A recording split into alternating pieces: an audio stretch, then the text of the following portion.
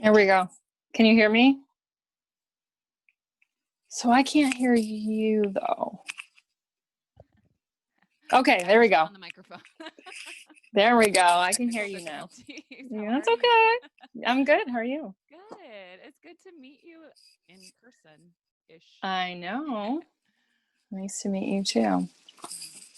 Thanks for being so punctual. I got the email notification that you logged in. I was like, oh, all right, let's do this. Yes, I'm very, I'm very on time always. That's one of my character traits, I guess. Oh, that's not bad. I guess my mom kind of taught me that, like, if you're on time, you're late, you know? Yes, so, that's the way that I grew up too. Yeah. So there could be worse things, I suppose. Right. How's New York treating you over there? It's starting to get really cold here already. Ready? Wow. Yeah. So the high, I think, is 60 for the next foreseeable future. So yeah, we're already full blown fall right now. So yeah. Yeah, busting out the jeans and the booties and hoodies and all of that good stuff. So yeah. I do miss that, even though like we kind of do that here in California. It's not seasonally necessary, but I grew up in Michigan, so I miss like bundling up or layering and everything like that. So, yeah. Yeah. Cool. Well, are you originally from New York? Yes, I was born and raised here, so I have never left. Oh, nice. And yeah, I just I don't know. It was funny because in high school, many of my longtime friends were always like, if anyone was going to leave and go to like New York City or somewhere fun, like everybody would have thought it would have been me. Oh, really? But I just never did. So here I am all these years later, but yeah. So cool. Well, I started recording. If it's okay with you, I'm gonna just put like the unedited recording on YouTube. If not, no big deal. I don't have to. Yeah, sure. Okay. All right, cool. And then like once we finish here, it like downloads to an audio file, and from the audio file, I like clip and edit, and that's what's gonna go on as the podcast. So I try not to be like too official when we log on. Yeah. No, that's okay. Okay, we're gonna start the interview. No. So yeah. All good. Well, cool. So kind of just basic stuff like what I had sent to you, like just a brief outline. Kind of go more in the flow. I have some bullet points, like if we ever kind of like come into an awkward silence or anything like that. But all right. Sure. Okay. Well, cool. Thank you so much for being here. Today, guys, I have Thanks for having me. Oh, you're welcome. I have Kristy Gossel. Did I pronounce that right? Or Gossel? So that was my previous that was my previous married name. Actually, I got married. Our 1-year anniversary is coming up here in a couple weeks. So yeah. It's been quite the first year of being married in quarantine, obviously. So that's definitely that's been a fun challenge. I mean, I feel like if you can get through that first year anyway, like that's a big feat. But then like in quarantine during a pandemic, that's just like, you guys are solid, you're set. And trying in the beginning part of it, when we were homeschooling, and obviously we have kind of a shared custody situation going on too, so that there are 10-year-old twins that live with us part of the time. So we were trying to do that whole thing too. So good times. That's a lot going on. Yeah, it was a lot. Yeah, it has been a lot. Yeah. So my husband and I, we got married a little over 2 years ago, like maybe like 2 years and 4 months or whatever. And I always feel bad saying this, but I was like, now more than ever, like, am I so happy that we don't have kids, especially young kids. I have heard a lot of people say that. It's very, very interesting. My sister has a 4-year-old, and he's just drives her up the wall sometimes. So the kids did go back to school last week. And so they, my stepdaughter is there part of the time. My stepson actually goes every day, and fingers crossed that kind of hangs in there. Yeah. So yeah, it's important for the kids' well-being too, like to be with their friends and just to have like normal life. Absolutely. Again. Yeah. Yes. I think it's just as important for them as it is for us, right? Absolutely. So Mental health right there. Okay. So have you changed your last name? What's your new last yes. name? So yes, Okay. Meyers. Myers. Okay. Yes. Myers. Yeah. Have you gone through the process yet of changing your last name? I did mostly. I feel like every once in a while there's something that like at doctor's appointments or something. I don't feel like it's all, I don't feel like it's all changed. Oh yeah. I still go to doctor's appointments. I'm like, completely. Thomas Nelson. Yeah. I'm like, who am I today? Yeah. So yeah. Yeah. All right. Okay. So I have Kristy Meyers with me today, and she has a multi-tiered cancer story. So this is really unique. She found me on, I think you found me on my website or on a Facebook post? Facebook. Yeah. Okay. It was a Facebook post. Yeah. Okay. Awesome. And so once again, her story is multi-tiered. She's coming up on, or maybe past, a 4-year thyroid cancer survivor and stage 2 breast cancer survivor. Are you both 4 years? So that's the fun part of the story that I have to share. We'll dig in. Yeah. We'll dig in a little bit. Yeah. So, and then also, your mom was diagnosed shortly after your breast cancer diagnosis. So you kind of have like 3 cancer stories all wrapped into one. So this is a really unique interview and situation. So I'm really looking forward to hearing your story. So from here, I'll just let you take it away and we'll chat as needed. All right. Yeah. Sounds good.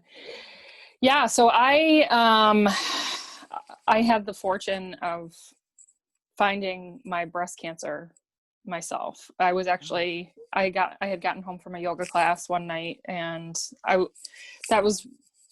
that used to be kind of my outlet. It's shifted a little bit since, but I came home from a sweaty yoga class, and I happened to have an itch like on the side of my left, chest area. And my first instinct was not necessarily to go to the place of saying, oh my God, like tragic, right? My mom had actually had over the years a long history of many benign breast tumors, always benign. She, had them starting in her 30s, had never been an issue, but she had many things, either, needle aspirations, biopsies, actual surgical removal, whatever, but had always come back negative. So she was always good. And so I kind of assumed out of the gate that it was not necessarily something I should freak out about. Right. I was 35 at the time. Okay. I knew that I would be a candidate for earlier screening. And I think that year, probably at 35, would I have had a baseline mammogram, I think I would have been eligible to get that at that point. I had discussed it with my GYN at the time, and he was going to send me probably at my next visit, which I had, probably I think a week after I noticed the lump to begin with. So I waited for that appointment, went to see him, and, the way that he initially also thought of it was like it kind of moved around. It didn't necessarily appear to be something that he would be concerned about. So sent me just for the, initial imaging, things like that, mammogram, baseline mammogram, ultrasound.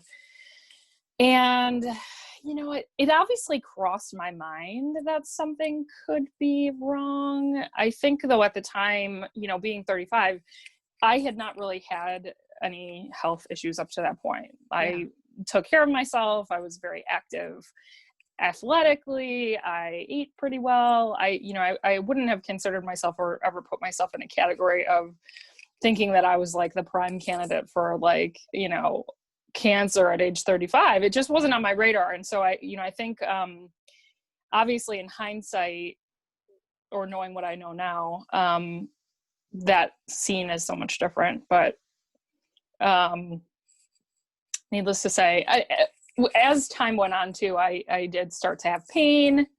And so the closer I got to having my scans, the more that it kind of escalated my thought process that like, oh my God, like what if this is something? And, I think then your anxiety kind of, accelerates, and that doesn't obviously help the cause very much, but one way or the other, they could not see the mass on mammogram, which is interesting.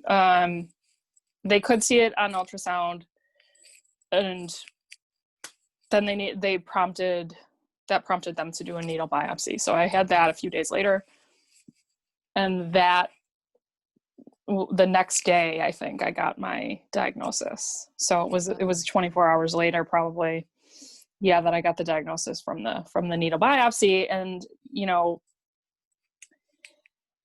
also in hindsight, it's interesting. I was in a different relationship at the time, and, he was a person who was very connected to he played hockey, and he had some friends who had wives that had breast cancer. One in particular, she worked at actually our local cancer center here in Buffalo. And so I was very quickly connected to the right people. And I think that I always believe in kind of the cliches that you're connected to people or you're in situations for reasons that you can't necessarily understand at the time. Right. Yeah. And I think, in looking back at a lot of that, I know that I was in that situation for a reason too, and it was put on the path I was to meet the people that I did through the process. And as hard as it is to go through a process like this, like I knew it was like, okay, I've got the right people in my corner.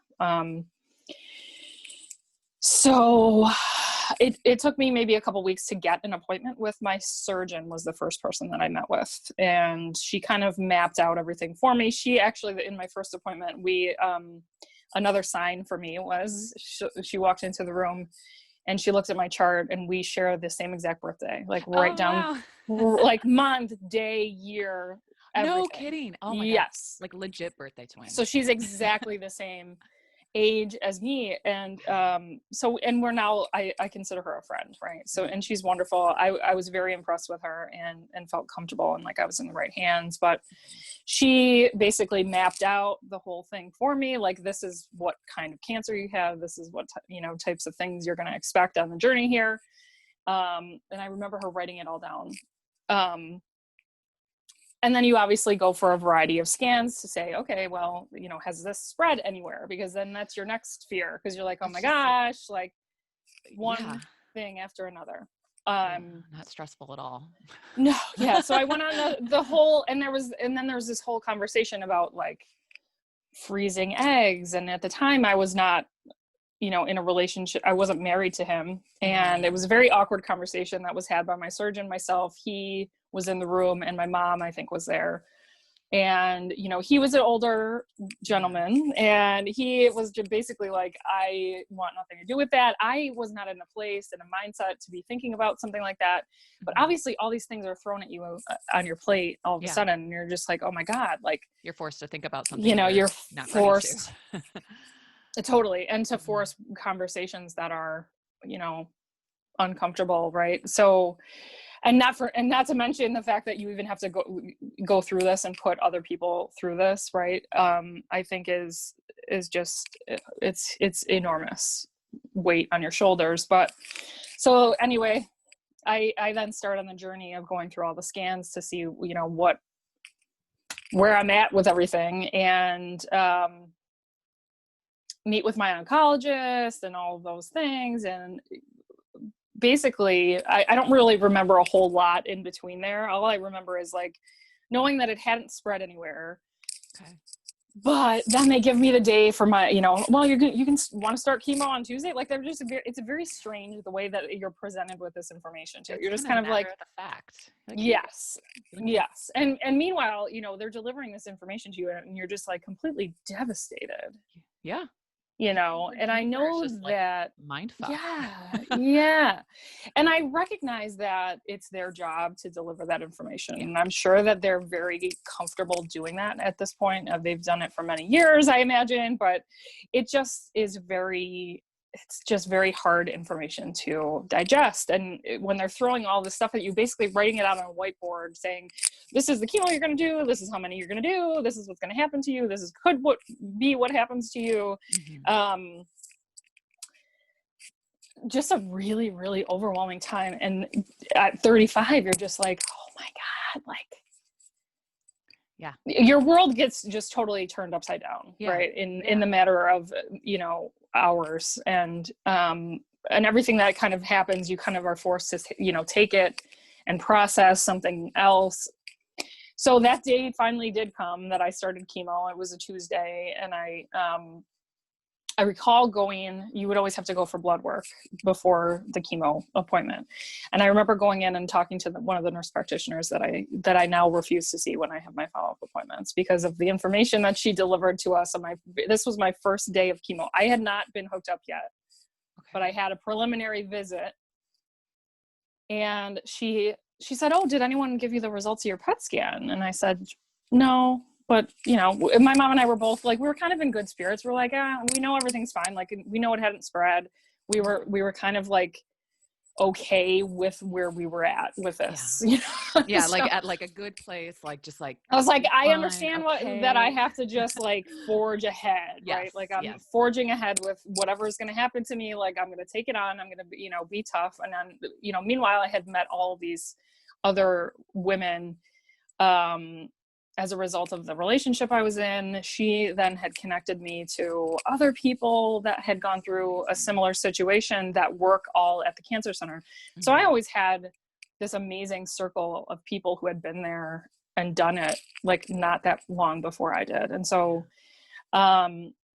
anyway, so the nurse practitioner comes in and she says, "Oh, well,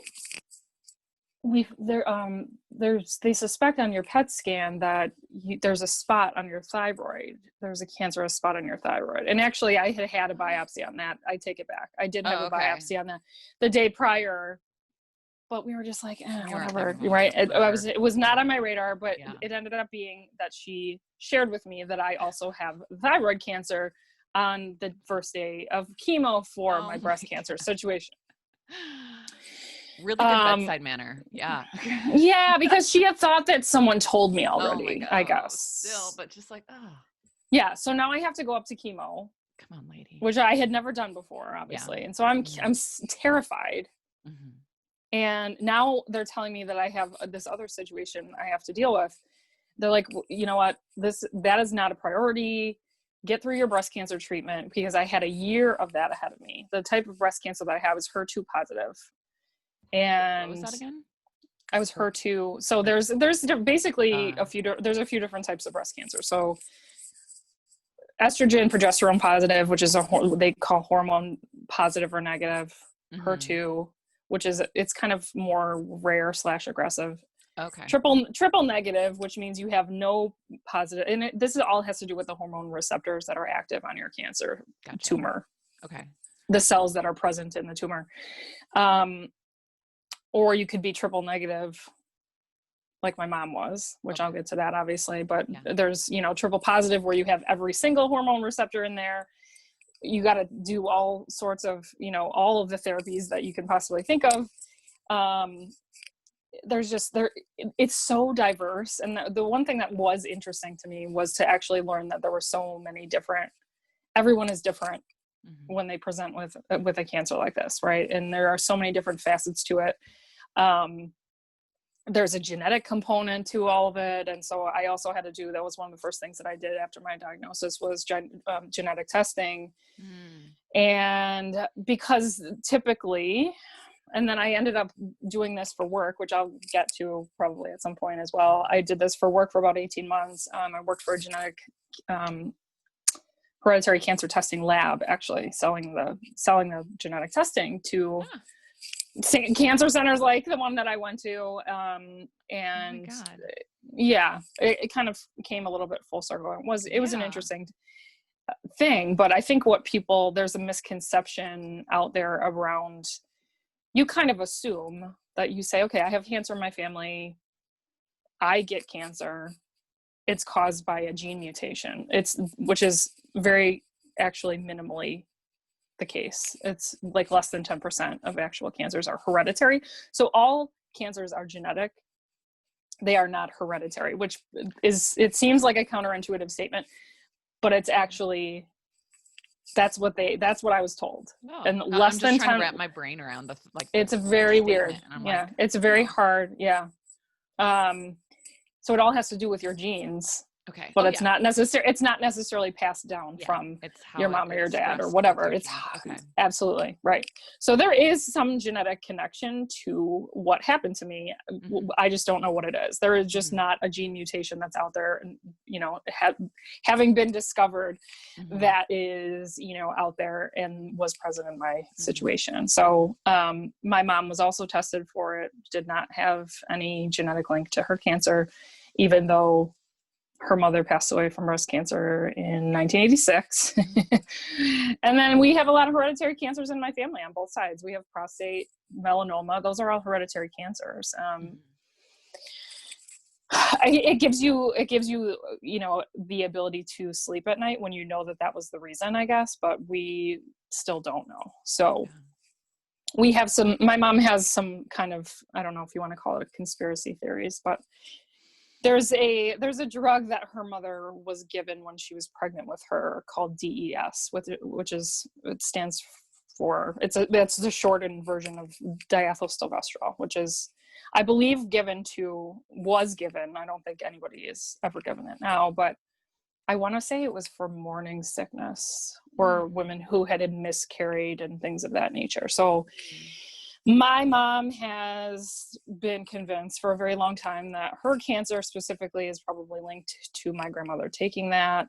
There is also data, and I have read it, that suggests that the granddaughters of women who have taken DES also have breast cancers commonly presenting. And those, so I mean, it's hard to wrap your head around, like you said. I think it's hard to wrap your head around certain parts of it, but needless to say. Anyway, so I went through 6 rounds of chemo every 21 days. I had 4 different medications infused every 21 days, one of which was, some people call it a wonder drug called Herceptin, which is specific to my type of cancer for HER2 positive cancer patients. I proceeded to get that infused every 21 days for a whole year. Okay. So, yeah. That luckily was not something that had side effects attached to it, though. I was going to ask if that was like the traditional side effects that you hear about from chemo. No, the other ones did. Good. Okay. The other ones did, for sure. I mean, I was not, I think one of the things that you fear the most in getting a cancer diagnosis, because they asked me that, they were like, what are you most afraid of?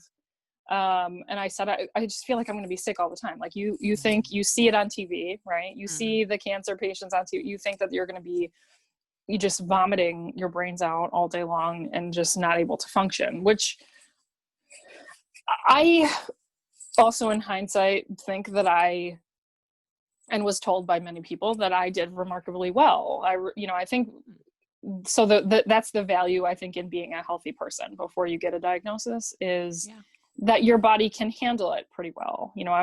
I tell people all the time, I was in the best shape of my life the day that I was diagnosed and heard the word that you never want to hear. Me too. I mean, it's so difficult. And I think that, unfortunately what lingers as a result of it, and I don't know if you would say this in your situation too, but you don't really trust your body anymore. And I think, and even being an athlete and being into yoga and being very mindful of what was going into my body and things like that, and being very aware when something wasn't right with it. This one threw me for a loop because I never would have known that anything was really off, obviously, until I found that lump. So I'm like, I think that's just like also kismet, fate that you found that lump, because the scan didn't show it, like the ultrasound did. So if you went and got like a mammogram, they probably wouldn't have seen it. And it would have progressed. So that's a blessing right there. And the interesting part of it too, and I think that the other thing that people don't really realize is that my surgeon told me actually, when I first met her, that the tumor, before you can feel it, is likely growing for probably close to 7 years before you can actually even feel it. Shit. Oh my yes. God. Yeah. There's a very big chunk of time to which you would never know because you wouldn't be able to feel it.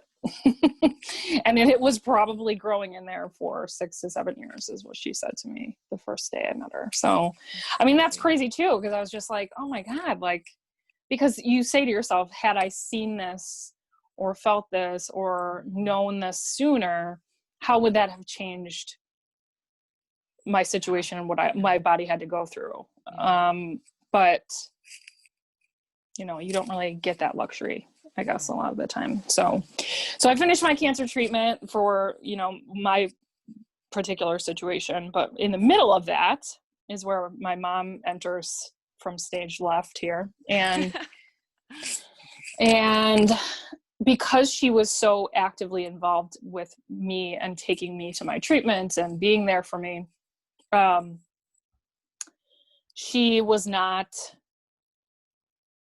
vigilant about maintaining her own healthcare appointments, naturally. But then once I got to be in a more stable kind of spot, and I was in a position where I was like, okay, it was March, I think, at this point. My birthday's in March. I was going back to work in April. So I got my diagnosis in October of 2016, went through chemo, finished chemo, I think in January. My surgery was in March. I was planning to go back to work when I was going to start radiation. So I went back to work, I think it was April 1st that year of 2017. And then I finished treatment completely in September of 17. It was when I finished the rest of the Herceptin infusions. So in March, right before my birthday, she said, you know what, like, you're in a good spot. I'm going to kind of get caught up with some stuff. I've got my GYN appointment. And this was really right before my birthday. This was like the weekend of my birthday, I think, or going into it. She goes to her appointment. We go to have dinner. I'm doing great. I had this like wonderful birthday that year. I, you know, went and got pedicure. And I think that I was starting to get feeling like myself, and put myself back together mode, I think, at that point. I was like, I'm going back to work next week. I was, you know, looking forward to kind of putting all the worst behind me a little bit. And then I was going to have my thyroid out in August, but that's a story for further on, I guess. But, so my birthday goes off, and, you know, nothing really is said. And then the next day I said, you know what, how did your appointment go the other day? And because I think, I mean, we hadn't really talked about it, and I just kind of let it go. And she would naturally probably have told me that something was going on. So she said, so I didn't want to tell you on your birthday, but, you know, I failed my mammogram when they sent me for my checkup, and I've got cancer now too. And thinking about it now, like, it still evokes so much emotion for me to talk about, because I think, and I've said this to people even recently, that I don't necessarily feel like I fully processed, even all these years later. I mean, it's not even a ton of years later, but I don't feel like I fully processed the fact that happened to us in less than a year. And so, you know, and I was kind of still going through it, and I had to now help her go through it. And it was just, it's crazy to even think about. It's crazy to even think about, but we're doing well now, obviously. Yeah. Like you said, it's a lot. Like, but it is a lot. And I guess the emotion that it stirs up in me is how I think, you know, that you don't ever really put it in the rearview mirror. And, you know, I think that always lingering, always there. It's just always right here. And and it holds me. And I think that that's one of the things that is the most frustrating about having this be part of my story now, is that I think it holds me back from really, even though they say like, oh, you know, you should be living life and, you know, being happy and thankful and all these things. And it's like, you just feel like you can't necessarily fully do that, you know? And I feel like that has, the ability to do that has been totally stolen from me because of all this. Yeah. It's kind of like a So, catch-22, you know, like you survived cancer, like you have a new lease on life. The way you look at living is different, and the way, you know, you kind of live is different. But then also you always have that little like dark cord back there pulling at you, like, because you're also being realistic, you know. It's happened once for you, basically twice, you know, at the same time. And then like, who's to say like that's not going to come back somewhere else? Like I just had an OB appointment yesterday, and we were trying to get pregnant. I'm not able to get pregnant. They took a biopsy. I'm freaked out that they're going to find like I have ovarian cancer or cervical cancer or like some crazy cancer down there. So it's just like always like right there over your yes, shoulder, back of your mind. And it really is hard to move on. So, yeah. absolutely. Yeah. That's, And it's a completely logical reaction for you to have. and just Normal. absolutely. And the Yeah. anxiety though that lingers and Mhm. that has presented now in my life and is just kind of like taken this, you know, passenger seat in my life. You know, it's like always in the car with me. It's like, hey, I haven't seen you in a couple hours. Like, you know, you know, just when you really are trying really hard to be present and be more past it, it just doesn't really let you do that.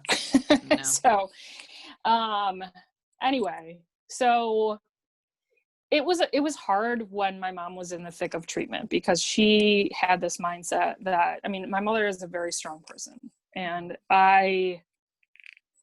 man, I don't know, watching her go through it was just remarkable, because she used to say how strong she thought I was when I was going through it, and to see her do it with such she just never needed, like, I felt like I wanted to always have people around, and I felt like I really needed that support, and she just didn't. And she wanted to, I think, shield me from she's like, you're trying to not expose you to this stuff, because you're like trying to move past it and trying to get to this better spot. And she did a lot of trying to, prevent me from showing up at her chemo infusions, and I would do it anyway. And she's your mom. She's just, but that's the thing. Like, I couldn't watch her go through it alone. And my dad was not super supportive man in that situation, and she didn't want him to be, and that's the relationship that they have, and that's not whatever. But I don't know, it was a very difficult time, but she did remarkably well too. And I think the thing that I like to try to reflect more on, instead of the like sadness of it, is to try to hold on to how awesome it is that we both did pretty well. And I was able to still do yoga, and I was still able to do, some of the things that I enjoyed while I was going through treatment, because I didn't feel terrible all the time. All the misconceptions around, like, there are also so many things that they can do now so that you don't feel like crap every single day. I mean, granted, there's a lot of, anti-stomach sickness medications. I can't even think of what the name is right now, but anti-nausea.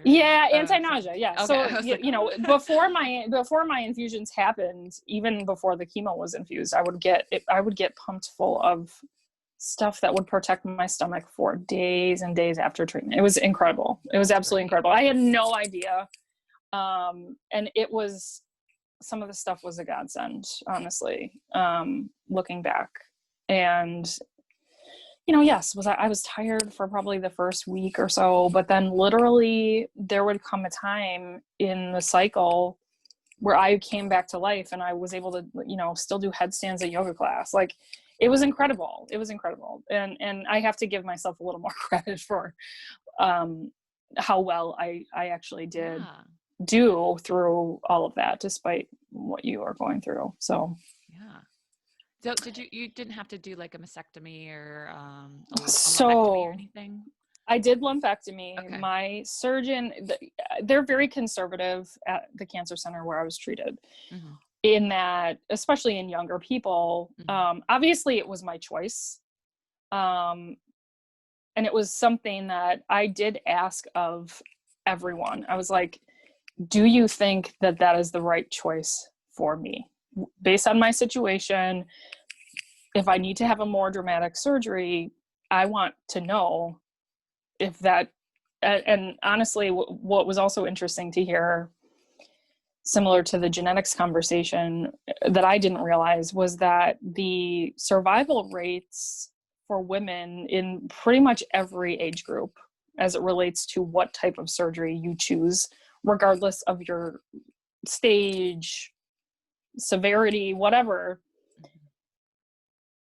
the survival rates are almost identical, Oh. whether it be mastectomy or lumpectomy, as it relates to all of it. So, you know, my surgeon was very, I said, like, if you think that it's going to be better off for me long term to have this radical surgery to get rid of the breast tissue.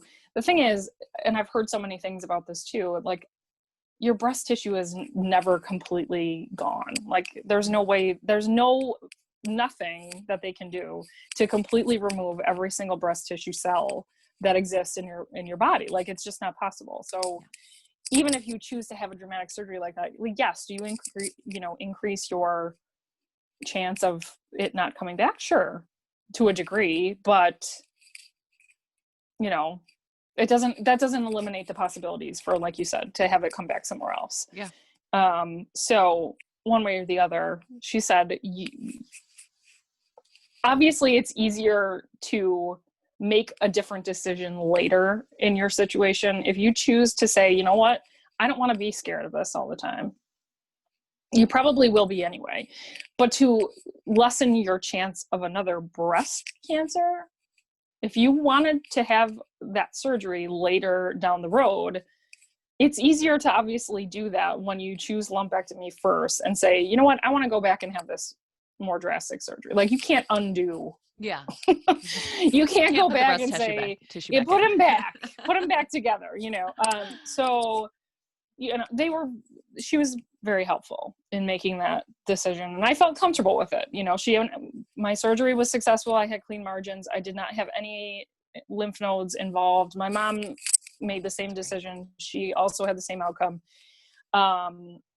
surgery related, and radiation was kind of easy. I mean, it was annoying because you had to go every single day. I think I had 28.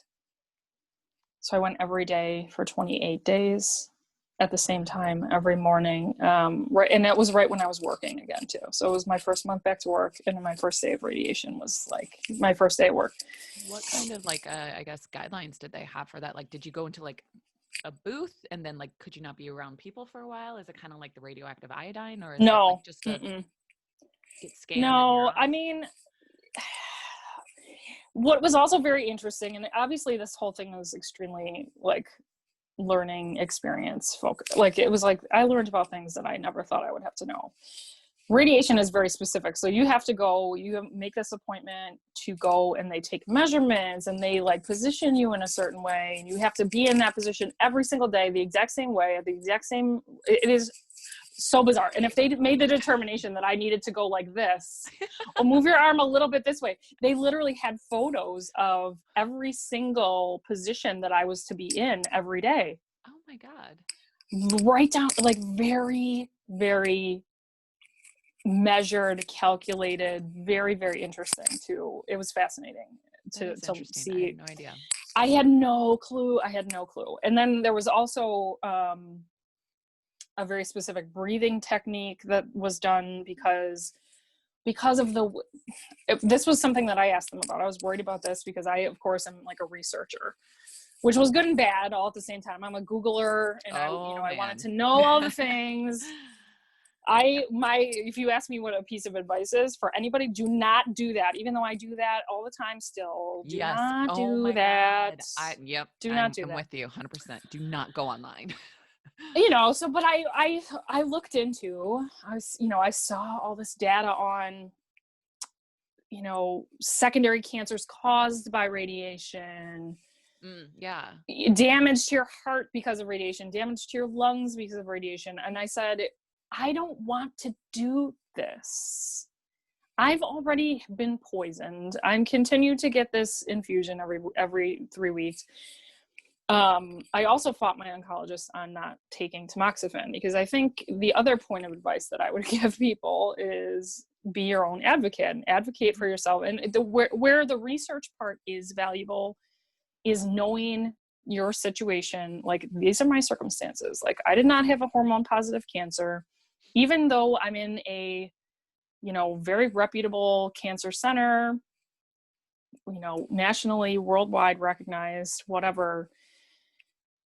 What I don't like about that part is that I show this little green card every time that I have an appointment, and it has a number on it, and that's me, right? Like, it's not me as the patient, in my own specific circumstances and my own whatever. I'm patient 439-876, and there's a protocol attached to everybody, and this is what we recommend based on your age and based on this and based on your whatever cancer it is you have. And it's like, well, I'm not okay with that. Yeah. Just right. Like, number. Yeah.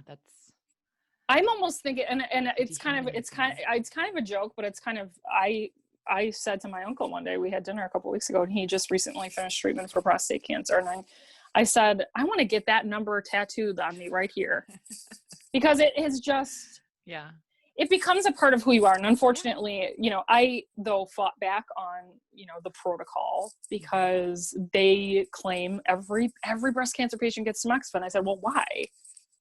If you're not hormone positive breast cancer, like I was not, if you can't show me a benefit, or you can't show me how this is going to dramatically increase my survival rate or dramatically decrease my chance of getting another cancer, or whatever the case may be, I'm not comfortable with you just telling me this is the protocol. Like, and maybe it's an unfortunate side effect or occupational hazard of my job, my career. I've been in pharmaceutical, medical, healthcare sales for 13 years now. And it's data focused, and we're showing studies, and we're trying to prove why our product is better or more effective or whatever the case may be. I want to see that. Yeah. I want to see that in my own situation more than anybody else, right? I want to see that if it's going to benefit me, then I'll do it. If it's not, I'm not comfortable with it.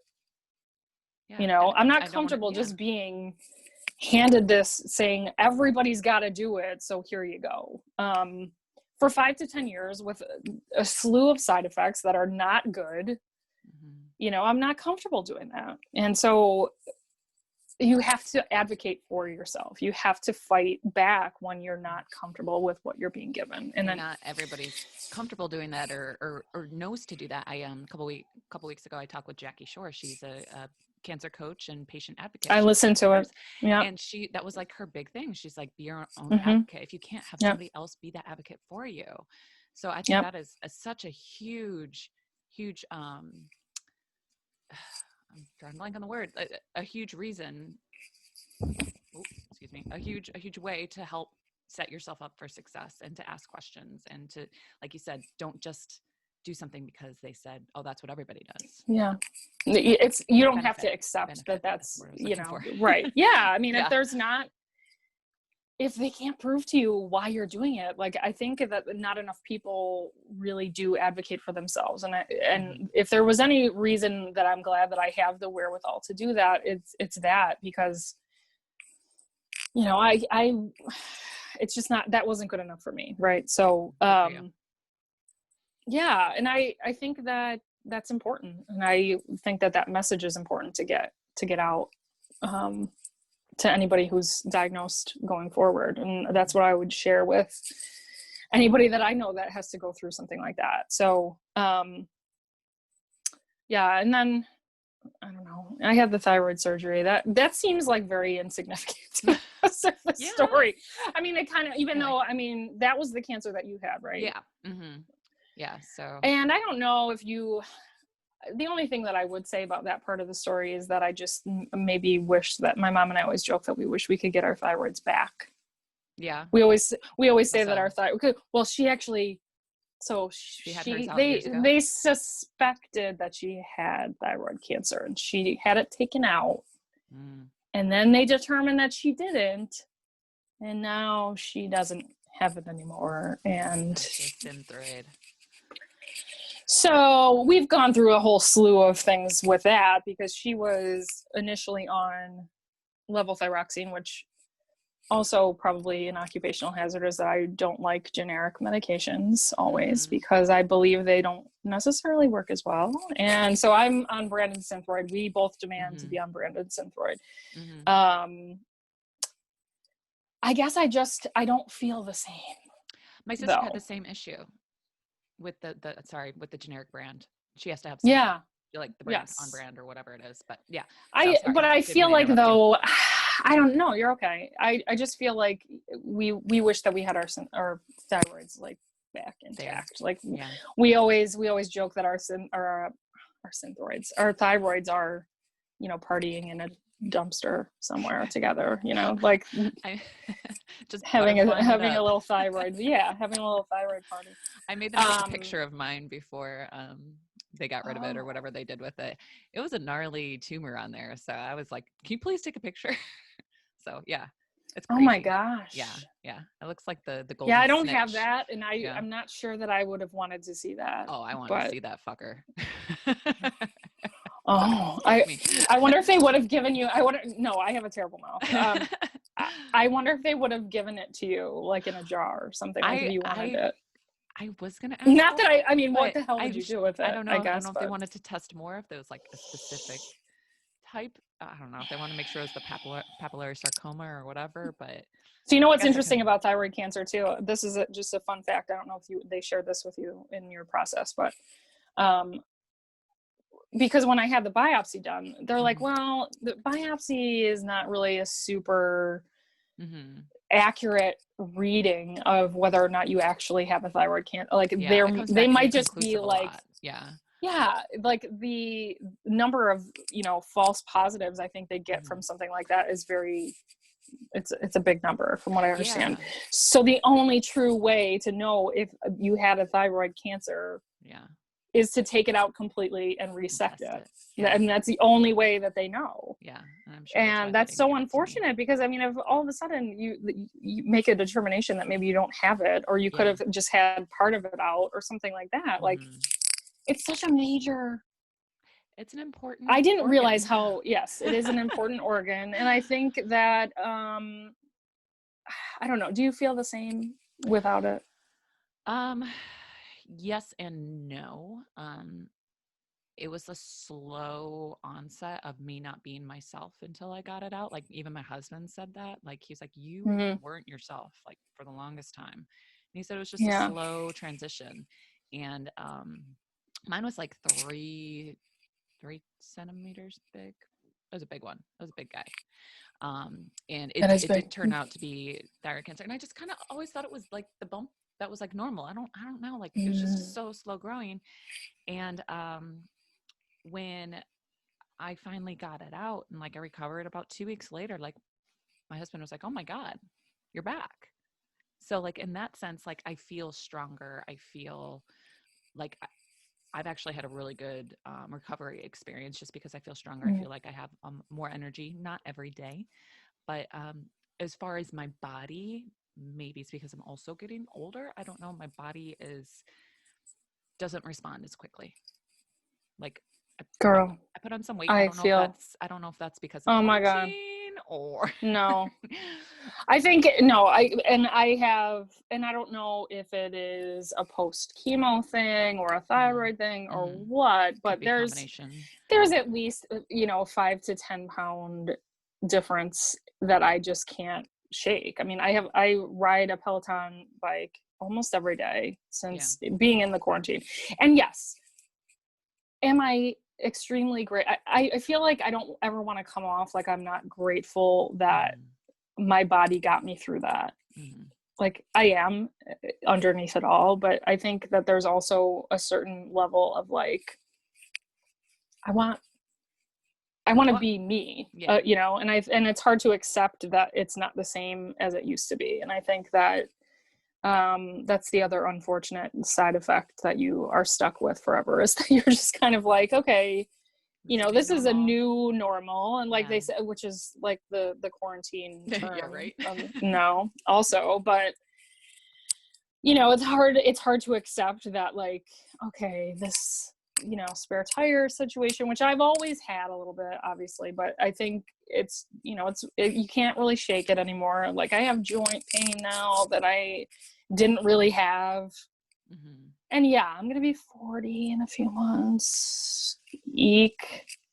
Milestone. Gasp. That's a good one. Yeah, but I think though that is, it's hard to accept, you know.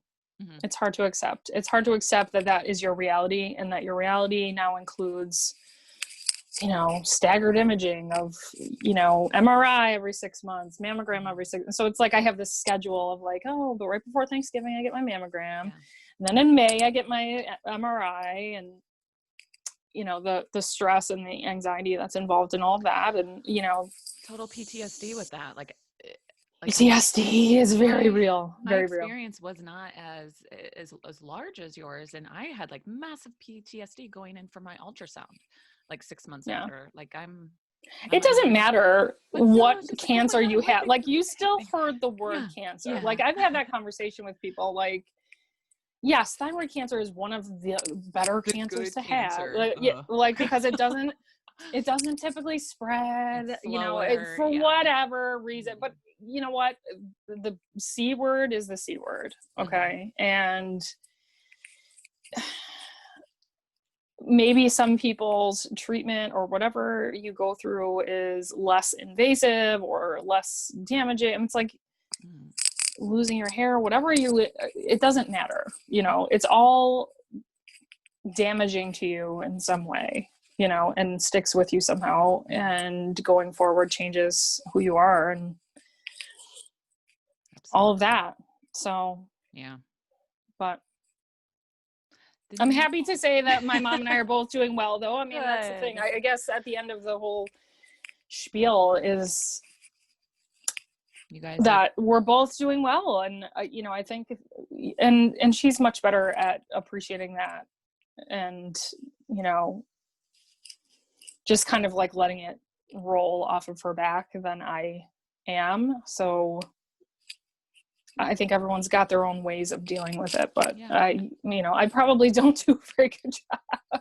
I probably don't do a very good job of managing my feelings around that, like she does, but I try to take her lead. Yeah. Everybody's different. Everybody reacts differently and has their own thoughts and emotions, and that's okay, you know? It's always been hard for me to not feel like broken from the whole thing, though. And I think that still lingers, a lot. And did you have like when I hated telling people, like I thought that was like the crappiest part, because they all of a sudden looked at me like I was like fragile. I don't know if you had that experience. Like I didn't tell anybody that I had cancer. Like I didn't put it on any social media. Like basically my husband, like people found out through my husband, except for, you know, my family. Of course I told my family, but and close friends, but acquaintances, people that we knew at the gym, I didn't tell them. They had to find out through him. So that's also a very like personal decision. And I made the decision to be very vocal about my diagnosis, and I am still very vocal about it to this day. My mom, though, no one knew unless I told them or she told them. Very, very few people knew. There are still people that I think in our, I don't know, maybe even family, extended family, things like that had no idea. Wow. And that was the way that she preferred it, you know, so it was her journey. And I think that everyone has to deal with that in their own way. I think for me, especially on Facebook, there's a whole community of people that that I knew that went through it before, or that are going through it now, or have gone through it. I mean, I think it's, you have to get through it however you're comfortable. And I think for me, it was connecting with people. And then going forward, I think it is about showing people that, you know what, you can get through this and be better and advocate and push someone else through their journey, or whatever the case may be. And cheer other people on. And I think, you know, unfortunately, you see people all the time. Like, there was a friend of mine, that sister just went through it, that lived behind me growing up, and she, you know, younger than me, that is still going through treatment. Like, it's just, and those are the kind of people that I reach out to now. And it's like, okay, you know, you have this whole, just, it's like this club that you don't ever really want to be a part of, but you are. And it's like, okay, since we're all going to be in this club, like, we might as well just like band together and figure out how to, you know, manage this stuff. But that's what people say all the time. I still, when I meet people, or you know, find out that they were on a similar journey to mine, like, it's like you have this bond though, this like unspoken, like, you have this connection to someone that's like kind of hard to describe. And I remember experiencing it a few times when I was going through treatment. Like, I would, for a little while, I had wigs and I did the whole thing, but then that got really old and uncomfortable at some point, and I started to just, either I went completely out there with my bald head, or I just did like the bandana thing or something like that. And I would have people approach me. I would be like getting lunch or something somewhere, and I would have people walk up to me and say, you know what, what kind of journey are you on? Like, they would ask me some kind of question like that. Like, I can tell that you're on some type of journey, like in a tactful way. And obviously at the time I was like, oh my God, like, eye roll.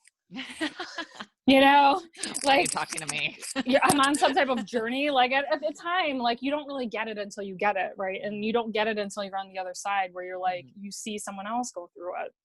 And I would have people come up to me and say, you know what, this is where I've been.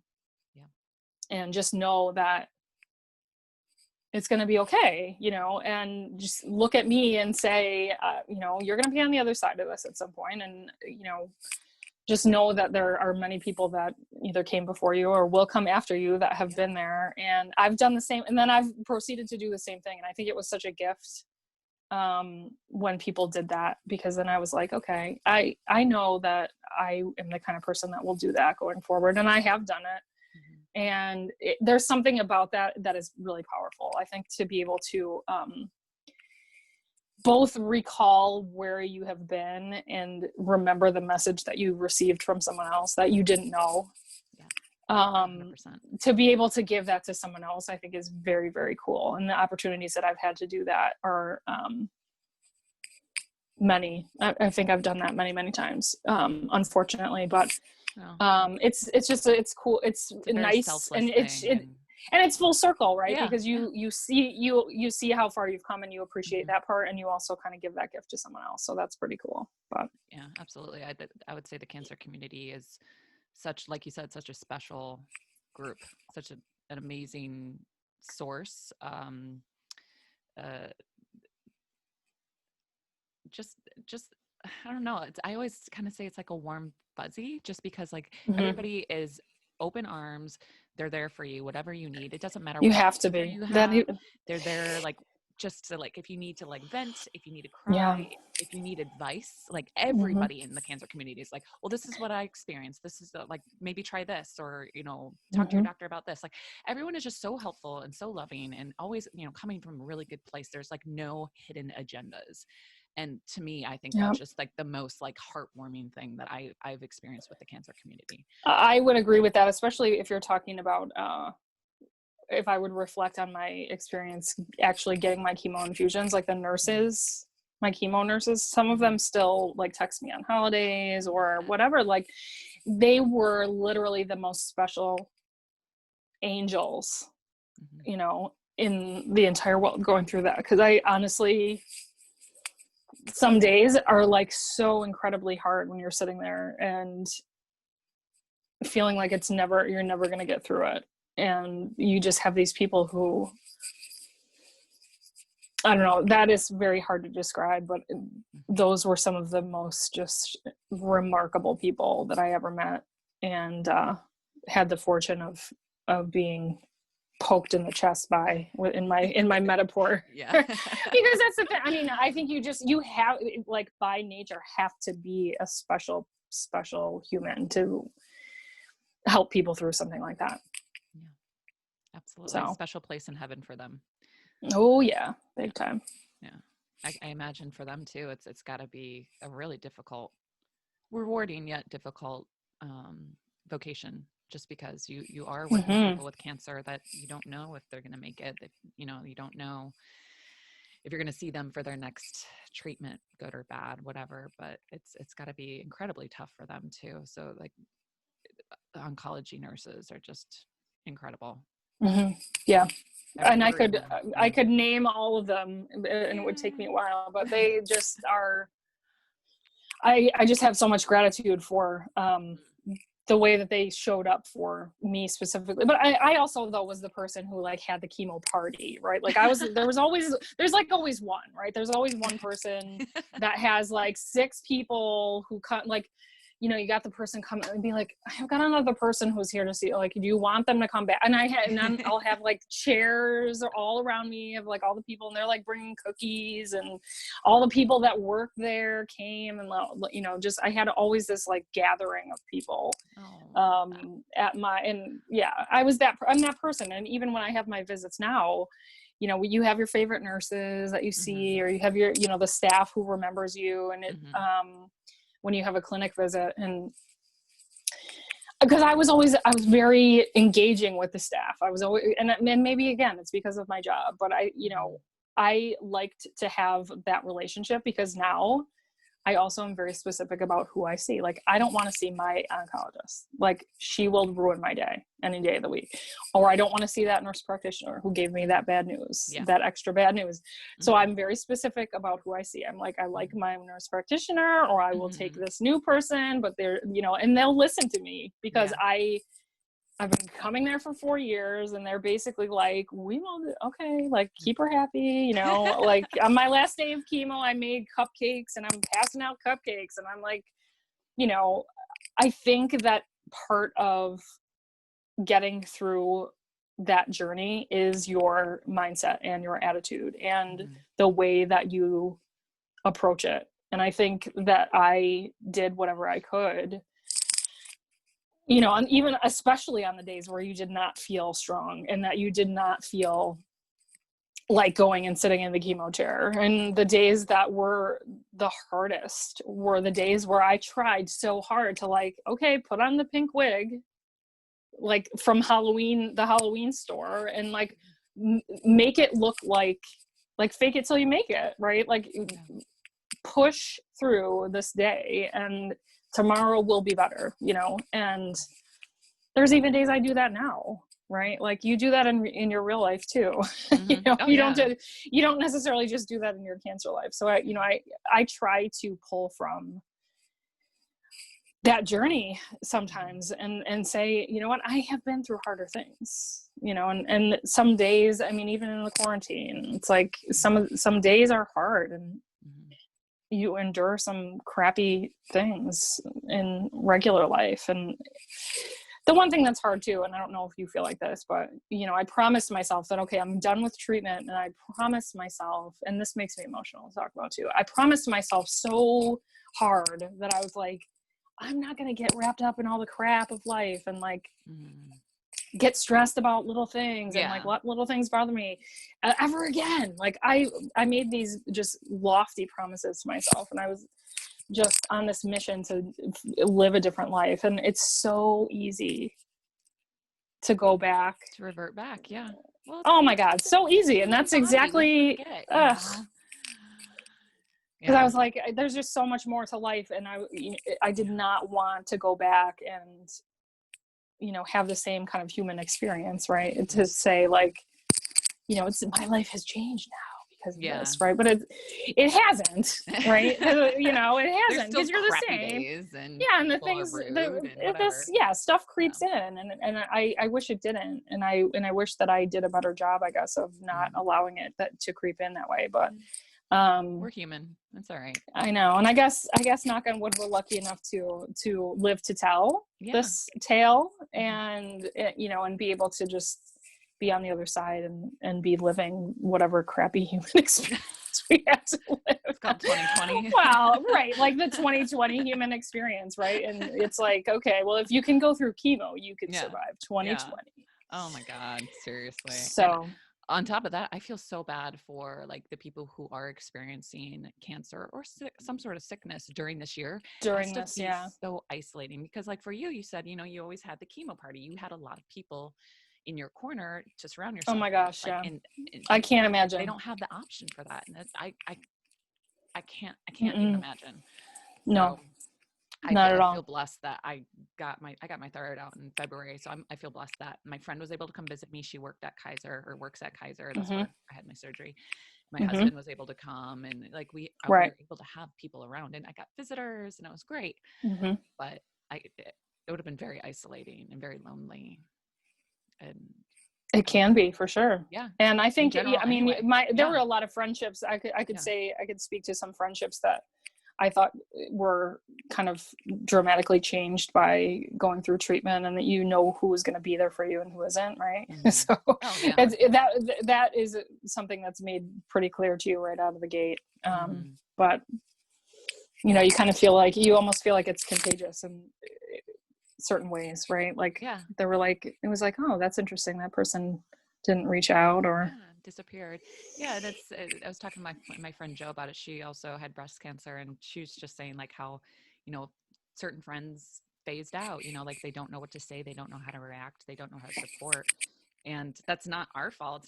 It's not the person with cancer's fault. It's, you know, that but on the flip side, I will say, so while I did experience that side of it, I also experienced people that I hardly knew that showed up for me in the most amazing ways.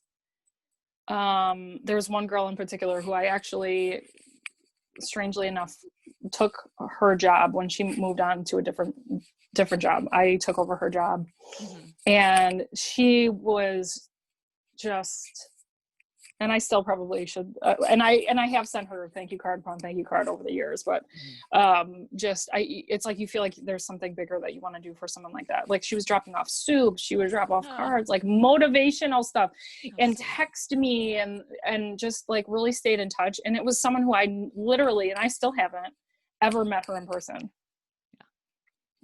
And she was just there for me, bigger than anybody. And so it's just, and I think the part of your agenda had asked for like advice or something, and I keep kind of putting these little gems there. I think that one of the things that I would say to people too is, if you experience someone that either gets diagnosed or whatever, a lot of people make the claim that they don't know what to say. And I don't know if you experience anyone like that. Like, oh, you don't know what to say, so you say nothing. Like, that to me is not acceptable. Like, I'm the kind of person who is like, okay, I know that maybe it's hard to find the right words, but saying something, even saying that, like, I don't know what to say, but I want to know how you want me to be there for you, right? Like, I think it's very important to provide the right support for people based on what they maybe, let them tell you, but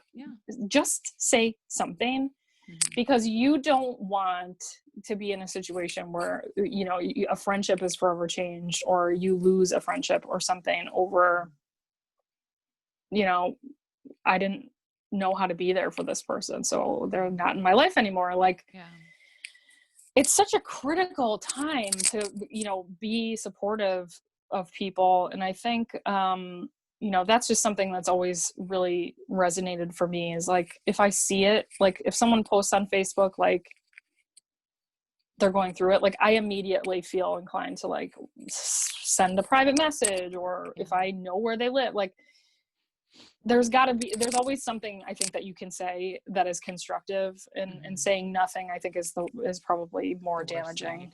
Yeah, more damaging than anything else. Yeah. That was my experience anyway. And I just think it's so important to just, you know, be a source of support, or, you know, to provide it. Yeah. So absolutely, that's great advice. Yeah, you've been giving little nuggets throughout, and I try that. to I was like, sprinkle she's it through. hitting them.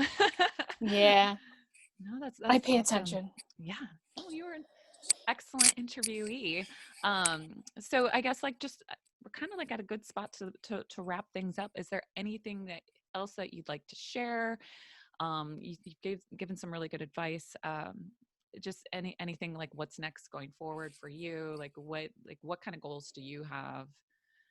In life post-cancer, yeah, past, present, future, because we're kind of like going into your future now, you know, like you have it in the rearview mirror, hopefully not around in the back seat or passenger seat too much. Yeah, just the anxiety that's my passenger. But going forward, I mean, I hope that you know, in the vein of anxiety, I hope that diminishes the longer I am out. That's one of the goals that that's an you know, everyday goal that I have, is to kind of put the anxiety to rest a little bit. But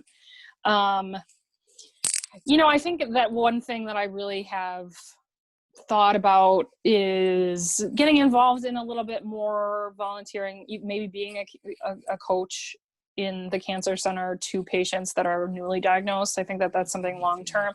I think maybe when I'm a little bit further out, I think that's something that I've considered, just to be a source of kind of a sounding board for patients that need that, just with expectations and things like that. I think it was important for me to have someone that I could, you know, bounce things off of, that has been there.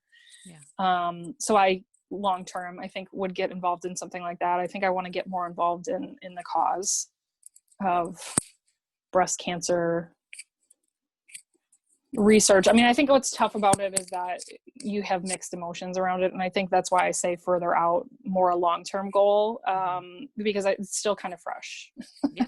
So I always struggle with like getting involved in the walks or things like that, but it's always something that I consider wanting to be more involved in going forward.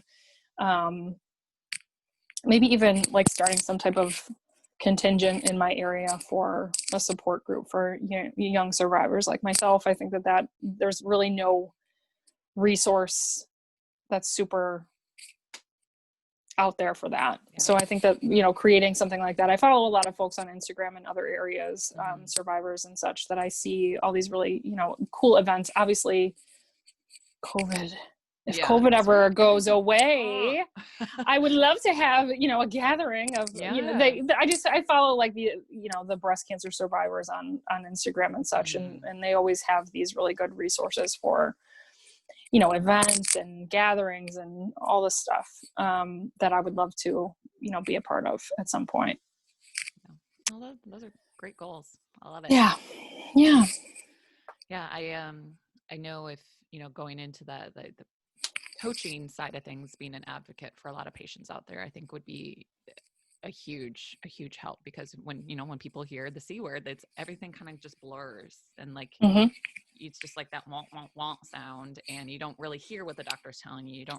Sometimes you don't fully understand, but to have somebody who has been there before, and then B, who knows more on the ins and the outs of drugs, medical side of things, like just knowing like it more than, you know, the average patient. I think that would be a huge thing, and I'm really excited for you if you do go down that route later in yes, the road. I think I need maybe a couple more years for it to not be so fresh, but you know, it's something that I am keeping in my plans. But you got a good personality for it.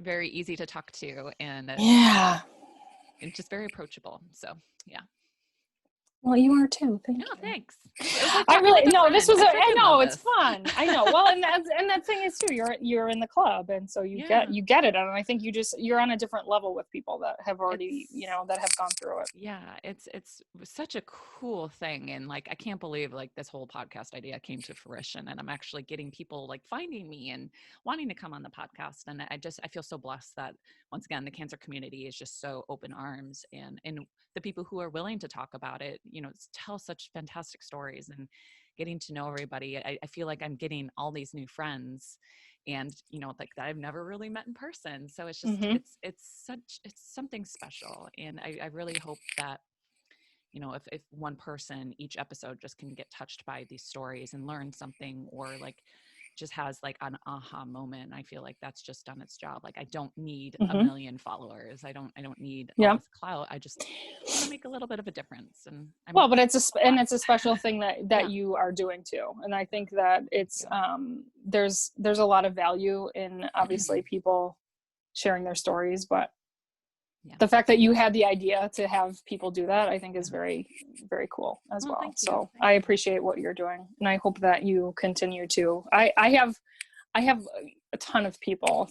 I'm going to send them your way. Send them my way. All of my cancer related friends in different forms. I can send them your way, my friend. I love that. I love meeting people and hearing people's stories, because I really have learned so much in the 7 episodes I've done. So I'm just excited to go forward and to meet more people and to hear more stories. So I really appreciate you being here. And thanks so much for having me. It was awesome. Oh my gosh. It was an honor. I was like so tickled. I was like, somebody found me? Like that's not like a personal friend. I couldn't believe it. So yeah. So awesome. Well, thanks again. Oh my gosh. Stay well. You too. Don't work too hard. Stay healthy, stay COVID free. Have you had anybody with COVID that no. Oh, good. Good. No. I know people who have lost people though. I mean, it's just a hard thing, right? It's like, it is very real, I think. And there are people who believe otherwise, but, just fortunately we have stayed healthy and continue to just be vigilant about that. And good. Excellent. Well, good. It's all good. All right. Thanks so much again. Thank you. Stay in touch, and I'll keep you posted on when I release the episode. Awesome. Awesome. Thanks so much. Bye, Kristy. Thank you. Bye.